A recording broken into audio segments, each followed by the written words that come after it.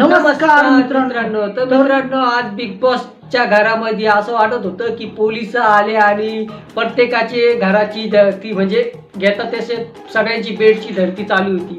अशा पद्धतीने आज बिग बॉस मध्ये वातावरण होतं आणि ते वातावरण कोणामुळे झालेलं होतं ते तुम्हाला माहिती आहे, आम्हाला सुद्धा माहिती आहे. ते वातावरण झालं होतं प्राजक्ता शुक्रमुळे. प्राजक्ता शुक्रने आज पोलीसगिरी करायची सुरुवात केली होती. सकाळी तिने पहिले दीपालीला बोलली की तू चावी घेतली असेल, त्यानंतरून चावी दुसरीकडं परत मग राकेशने चावी घेतली असेल, नाहीतर मग कोणी चावी घेतली. ते चावीचा प्रश्न अजून त्यांच्या डोक्यात होता मेन म्हणजे ती प्राजक्ताच्या.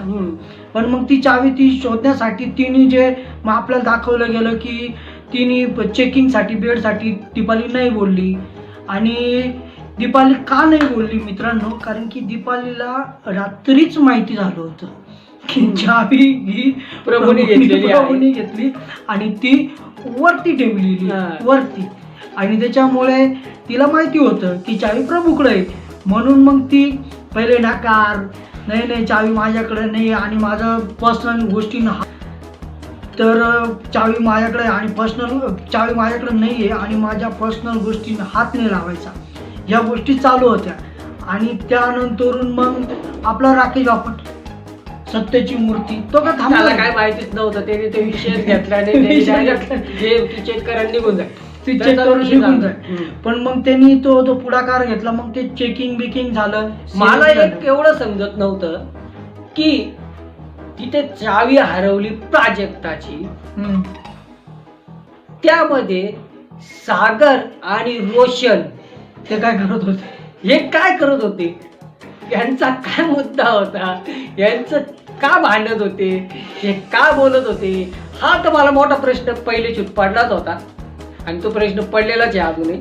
ते आता कळलं आपल्याला पुढे नक्की कसं आहे माहिती का, रोशन झाला किंवा सागर कारंडे झाला, यांना फक्त दीपालीचे मुद्दे दिसले मध्ये घुसायचं. रोशनला नाही सागर कारंडेला. त्याच्यानंतर प्रभूचे मुद्दे दिसले का मग हे दोघांना मी मध्ये घुसायचं राहतं.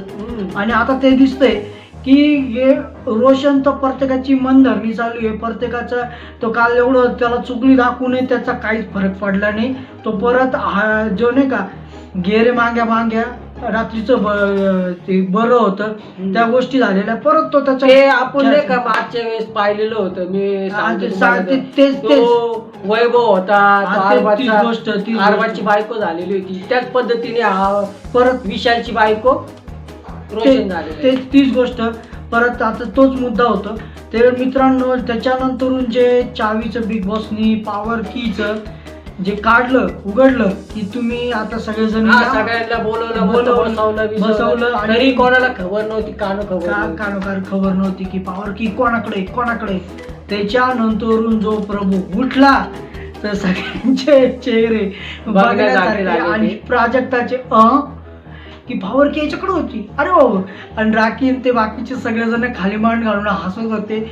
आणि प्रभूनी पॉवर की दाखवली. बिग बॉस हे बघा पॉवर की माझ्याकडे. बिग बॉसनी तो अधिकार प्रभूला देऊन टाकला. त्या टायमाला प्राजक्ता प्रभू सवती भांडत होती. त्यांच्या दोघांचं राईट होतं भांडणं बोलणं, कारण की प्रभूला पण प्राजक्ताने 7 वेळा नॉमिनेट केलेले, प्रभूने तो बदला घेऊन टाकलेला होता. त्याच्यामुळे प्रभूने ती चावी तिच्याकडून घेतली होती. प्रभूला तिला कॅप्टन होऊन द्यायचं नव्हतं. त्यांचं वाद चालू तो बरोबर वाद होता. पण मला तिथं पण हा एक प्रश्न पडला की हा रोशन का प्रभूवर धावून गेला. प्रभूचं म्हणजे रोशनचं तेच होतंय की जिथं बोलायचं तिथं बोलत नाही, चुकीच्या ठिकाणी बोलतो आणि त्याच्यामुळे तो फसतो. आणि हे माझं एकच म्हणणं आहे, तो विशाल तुला एवढा डायरेक्ट बोलतोय की याला आपल्या टीम मध्ये ठेवायचं नाही, टोळीमध्ये माझा भार आहे एवढा तुला तो बोलतो. तुला तेवढं भाऊच्या धक्क्यावर दाखवल्या जातं, त्यावेळेस तू त्या विशालला काही बोलू शकत नाही. तू विशाल समोर तुझी फाटती, तुझी घाबरती. ती बॉडी फक्त आहे ना तू शो साठी कमवलेली आहे. आता काय तुझ्याबद्दल बोलावं, तुला तिथं नल्ल्या बोलल्या जातं तरी तू बोलत नाही.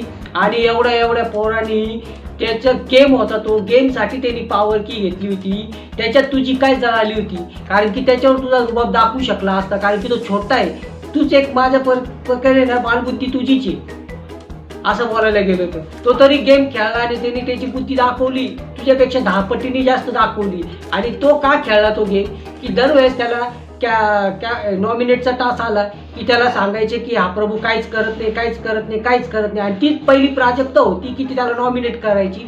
त्यामुळं प्रभूने ती बरोबर प्राजक्ताचा आज गेम करून टाकला. आणि ती प्राजक्ता प्रभूला म्हणायची कच्चा लिंबू, कच्चा लिंबू.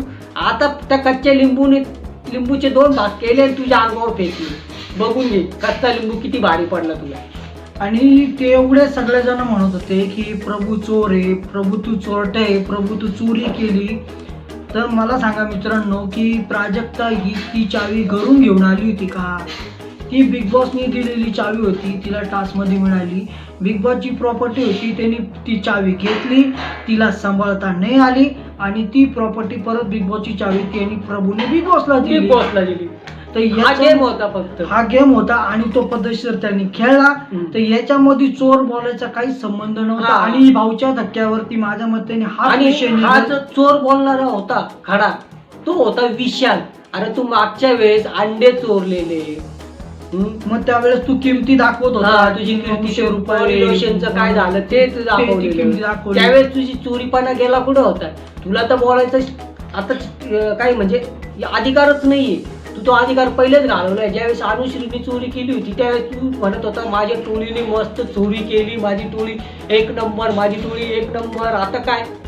मग त्यावेळेस चोरी तुम्ही त्यावेळेस तुम्हाला चोरी चालत होती. चोरी म्हणजे आता गेम साठी चोरी केलेली त्यांनी, त्याच्या मेहनतीने केली. तू पण म्हणतोय चोरी नाही, तो गेम केला. आणि जो प्रभूने गेम केला मित्रांनो तो तुम्हाला कसा वाटतो? 1 नंबर परफेक्ट वाटतो मला तर. एकदम गेम येतो त्याचा. कारण त्यांनी प्राजक्ताची काही तिने वस्तू चोरलेली नाहीये. तर मित्रांनो प्रभूने जी गेम केला प्राजक्ता बरोबर तो तुम्हाला कसा वाटला आणि त्याबद्दल आम्हाला कमेंटमध्ये सांगा. आणि मित्रांनो आज जे ओव्हरऑल बघितलं आपण की त्या प्रभूवरती सगळेजण धावून जात होते. ज्यावेळेस अनुश्रीने केलं होतं चोरीचं त्यावेळेस तिला कोणी काही बोललं नाही. त्यांनी ठीक आहे ते जेवण सोडलं, बाकीचे मुद्दे केले. त्यांना माहिती नव्हतं की चोर कोण होता. आणि चोर उघडीत आल्यानंतरून तुमचे डायरेक्ट ते थंड झाले. आणि प्रभूने आज जे गेम केला ते गेम केल्यानंतरून जर उघडपणे सांगितलं की मी असा गेम केला तो तुम्ही सगळेजण त्या प्रभूवरती ते बाकीचे सगळेजण उकडत होते. आणि सागर कारंडे तो असा उकडत होता आणि त्यावेळेस तो काय मूठ धरून गप्प बसलेला होता क्या. आणि काहीच बोलत नव्हता. माझं एकच म्हणणं होतं ज्यावेळेस प्राजक्ता सागर आपलं प्रभूला नॉमिनेट करत होती, 7 वेळा नॉमिनेट केलं, त्यावेळेस मुद्दे कोणते होते हे पण सागर कारंडेच्या काय लक्षात आले नाही का त्यावेळेस? नाही तो तेच बोलतो की प्रत्येक वेळी मला जेव्हा नॉमिनेट केलं जातं तेव्हा तो मुद्दा वेगळा असतो आणि तुम्ही वेगळ्या मुद्द्यावरती नॉमिनेट करता. ऍक्च्युली नॉमिनेट करणं म्हणजे त्या व्यक्तीवरती खुन्नस खाणं आहे. आणि प्राजक्ता त्या प्रभूवरती खुन्नस खात होती. बरोबर केलं. ती प्रभूनी जो गेम केला तिचा मग तो परफेक्टली तिला लागून गेला. आणि मित्रांनो अशाच प्रकारे प्रभूनी जो गेम केला तो तुम्हाला तेच की आवडला तर चॅनलला पण सबस्क्राईब करा आणि व्हिडिओ आवडले असेल तर लाईक करा. तर भेटूया पुढच्या व्हिडिओत.